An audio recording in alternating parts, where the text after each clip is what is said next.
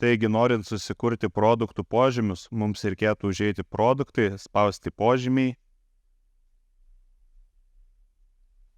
Ir šiame puslapyje mums šioje lentelėje atsivaizduoja visi jau esami požymiai. Tačiau jeigu požymių neturime, mes juos galime susikurti rankiniu būdu. Tai yra aktualu, kai produktai yra keliami rankiniu būdu, o ne importuojami. Produktų požymius galime susikurti ir įkeldami naują produktą, tačiau kuriant daug požymių galime padaryti klaidų ir sukurti du panašius požymius, kurių reikšmė yra ta pati, tačiau jie yra skirtingi, o tai klientui sukeltų rūpesčių ir nepatogumų ieškant jam produktų su filtrais. Taigi, norint susikurti produkto požymį, mums šioje vietoje reikėtų įrašyti produkto požymio pavadinimą, tai šiuo atveju aš rašysiu dydis. Nuorodos dalies nevedu, ją sugeneruos automatiškai palei pavadinimą. Įjungti archyvų irgi nereikėtų, nes dažniausiai visos svetainės turi savo filtrus,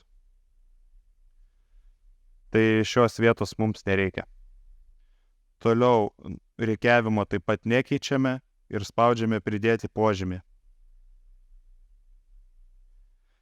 Taigi, dabar turime susikūrę požymį dydis, tačiau mes turėtumėm priskirti jam reikšmių, tokių kaip XS, S, L, M, XXL ir panašiai. Tai spaudžiame tvarkyti terminus. Na ir šioje vietoje taip pat, jeigu jau jūs turėjote susikūrę požymį, tai šioje vietoje jums kažkas turėtų atsivaizduoti, o jeigu neatsivaizduoja ir jūs kūrėtės naują, tai jums reikėtų susikurti produkto požymio dydis reikšmių. Tai šiuo atveju aš kursiu XS. Taip pat galime apsirašyti, kas tai yra, tačiau to nebūtina. Spaudžiame pridėti naują.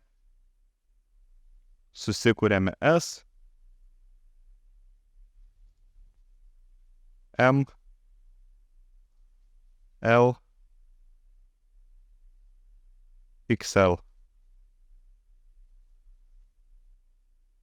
Taigi, turime susikūrę požymį dydis ir požymio dydžio reikšmių. Dabar, pavyzdžiui, nuėję pridėti naują produktą galime paspausti, kad pamatytumėt, kaip tai veikia.